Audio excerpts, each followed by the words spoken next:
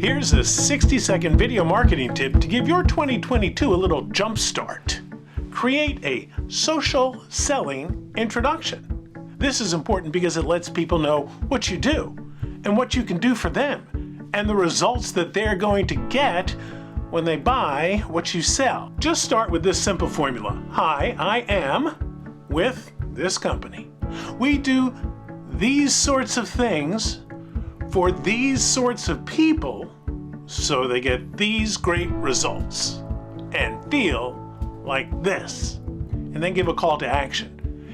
If you want some of these great results for yourself in your business, then give me a call, right? Or watch the next video, or download our thing, or go to our website, some sort of call to action. You can switch it up to fit your style, of course, but those are the basic elements. You can use this simple video as your LinkedIn profile. You can post it to your website, add it to YouTube, put it on your Facebook page. Maybe there's room on your local Chamber of Commerce page to put it. Wherever you can upload this file directly with a good headline, a little description, and a link to your website will serve you for a long time to come.